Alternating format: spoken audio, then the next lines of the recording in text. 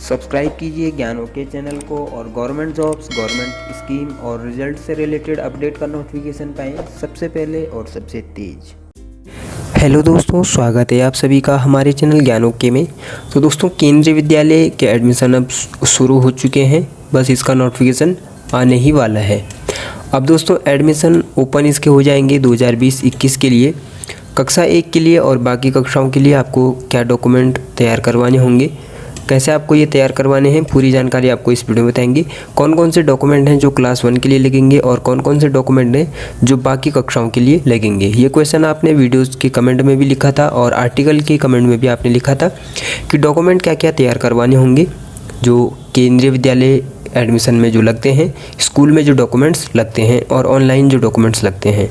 तो दोस्तों इस वीडियो में आपको डॉक्यूमेंट्स के बारे में ही बताएंगे, पर्टिकुलर कौन कौन से डॉक्यूमेंट आपको चाहिए होंगे। तो वीडियो में आगे बढ़ने से पहले दोस्तों आपको चैनल को ज़रूर सब्सक्राइब कर लेना है और बेल आइकन को भी दबा लेना है। इससे आपको जब भी जो केंद्रीय विद्यालय से संबंधित जो वीडियो बनेगा उसका नोटिफिकेशन आपको मिल जाएगा। तो दोस्तों आपको चैनल को ज़रूर सब्सक्राइब कर लेना है और बेल आइकन को भी दबा लेना है, साथ ही वीडियो को लाइक करना मत भूलिएगा। तो दोस्तों केंद्रीय विद्यालय में जो एडमिशन के लिए जो ज़रूरी जो दस्तावेज हैं ये आप देख सकते हैं। कक्षा 1 के लिए जो डॉक्यूमेंट चाहिए, सबसे पहले आपको आयु का प्रमाण पत्र चाहिए, आयु प्रमाण पत्र चाहिए, जन्म प्रमाण पत्र चाहिए। तो जन्म प्रमाण पत्र आपका ये आयु प्रमाण पत्र के तौर पे ही आपका हो जाता है। साथ ही दोस्तों आपको ऑनलाइन के लिए एक पासपोर्ट साइज़ फ़ोटो आपको चाहिए होगा। पासपोर्ट साइज़ का फ़ोटो जो है और जो जन्म प्रमाण पत्र का जो है आपको स्कैन कॉपी, इन दोनों की चाहिए होगी। ऑनलाइन रजिस्ट्रेशन के वक्त आपको ये चाहिए होगी। रजिस्ट्रेशन जब आप करेंगे, ऑनलाइन आवेदन जब आप करेंगे कक्षा 1 के लिए, तो ये आपको चाहिए होगी। बाकी जो सारी अन्य कक्षाएं हैं जो 2 से लेके 11 या 12 तक ऑफलाइन होता है, वैसे 11 का 12 और 10 का, लेकिन 11 तक जो डॉक्यूमेंट्स आपको चाहिए होंगे जैसे कि आयु का प्रमाण पत्र, school transfer certificate, SC ST OBC गरीबी रेखा से नीचे के छात्रों के लिए श्रेणी का सर्टिफिकेट यानी कैटेगरी सर्टिफिकेट आपको चाहिए होगा। और विकलांग या दिव्यांग छात्रों के लिए उनको दिव्यांगता का सर्टिफिकेट जो कि किसी सिविल सर्जन द्वारा प्रमाणित होना चाहिए। ये डॉक्यूमेंट आपको नेसेसरी हैं। और फिर डिफेंस से जुड़े हुए जो परिवार हैं उनके लिए रिटायरमेंट का सर्टिफिकेट चाहिए होगा और स्थायी निवास का सर्टिफिकेट चाहिए होगा। अब दोस्तों मैं जो केंद्रीय विद्यालय की जो गाइडलाइन है उससे भी आपको बता देता हूँ। तो यहाँ आप इस गाइडलाइन में देख सकते हैं 2019 की ये गाइडलाइन है, लेकिन इसमें बहुत सारी जानकारियाँ जो है आपकी जो है काम की हैं। तो ये दस्तावेज आप देख सकते हैं, साथ ही आप देख सकते हैं कक्षा 1 में प्रवेश के लिए आयु के प्रमाण पत्र के लिए जन्म पंजीकरण के लिए प्राधिकृत सक्षम प्राधिकारी द्वारा जारी जन्म प्रमाण पत्र। तो आयु के लिए आयु सर्टिफिकेट के लिए, एज सर्टिफिकेट के लिए आपका बर्थ सर्टिफिकेट आपका चलेगा। ये आपका क्षेत्रीय परिषद या नगर पालिका या नगर निगम के प्रमाण पत्र, ग्राम पंचायत, सैनिक अस्पताल, रक्षा कर्मियों के सेवा अभिलेखों के जन्म तिथि संबंधी उद्धरण से लिया जाएगा। यानी कि आपका ये नगर निगम से भी हो सकता है आपका, और नगर पंचायत या जो सैनिक अस्पताल हैं उनसे भी आपका ये हो सकता है।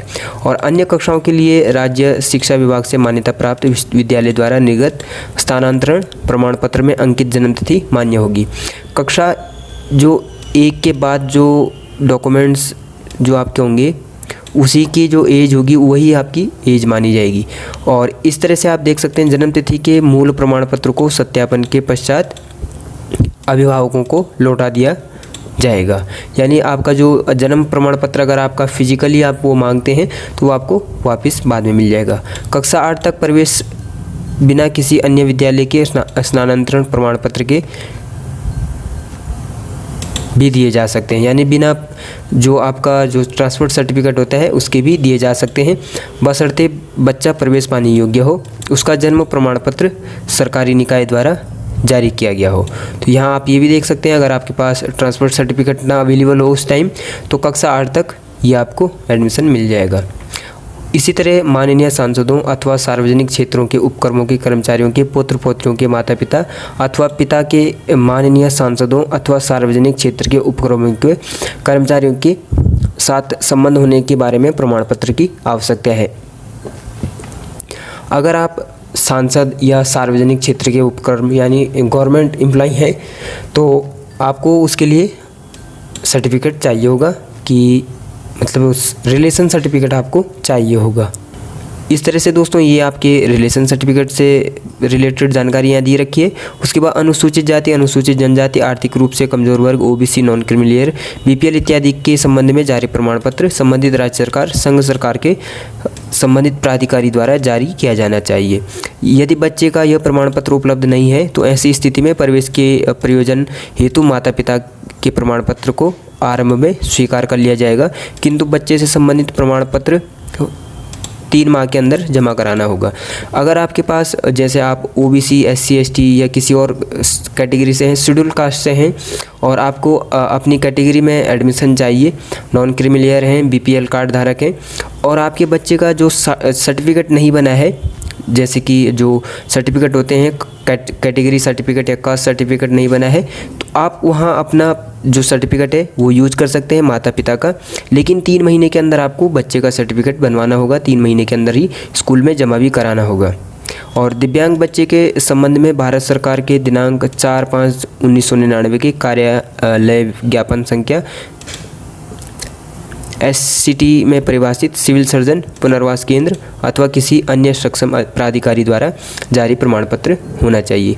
यानी किसी डॉक्टर से, MBBS से, सरकारी हॉस्पिटल के डॉक्टर का आपका जो है प्रमाण पत्र होना चाहिए।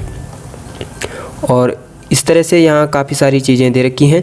और वर्दीधारी रक्षा कर्मियों के लिए सेवानिवृत्ति प्रमाण पत्र जो कि रिटायर हो चुके हैं, और निवास प्रमाण पत्र चाहिए, सभी के लिए नेसेसरी है। और इस तरह से दोस्तों ये देख सकते हैं, साथ ही इसमें दे रखा है कुछ टिप्पणी दे रखी है, पंजीकरण मात्र से ही प्रवेश का अधिकार प्राप्त नहीं होगा। बाकी जो सारे डॉक्यूमेंट हैं जब आपके वो मिल जाएंगे तभी आपका एडमिशन जो है आपको मिलेगा। गलत प्रमाण पत्र के आधार पर प्रवेश को प्राचार्य द्वारा तुरंत रद्द कर दिया जाएगा और प्राचार्य द्वारा की गई ऐसी कार्रवाई के विरुद्ध किसी भी अपील पर विचार नहीं किया जाएगा। जब किसी बच्चे को कक्षा 1 में प्रवेश के लिए एक केंद्रीय विद्यालय में पंजीकृत किया जाता है, लेकिन परिणाम की घोषणा से पूर्व ही उसके अभिभावक किसी अन्य स्थान पर स्थानांतरित हो जाते हैं, तो बच्चे को ऐसी स्थिति में अपने अभिभावक की तैनाती के स्थान पर स्थित केंद्रीय विद्यालय में प्रवेश के लिए पंजीकृत माना जाना चाहिए। और वहां प्रवेश की अंतिम तिथि समाप्त भी हो गई हो तो पंजीकृत फॉर्म की मूल प्रति तैनाती के स्थान पर स्थित केंद्रीय विद्यालय को स्थानांतरित कर दी जाएगी और फोटो प्रति उस विद्यालय द्वारा रख ली जाएगी जहां बच्चा पहले से पंजीकृत हुआ था। तो इस तरह से दोस्तों आप देख सकते हैं ये केंद्रीय विद्यालय की एडमिशन से रिलेटेड और डॉक्यूमेंट से रिलेटेड ये जानकारी। ये वीडियो आपको कैसा लगा कमेंट करके ज़रूर बताएगा।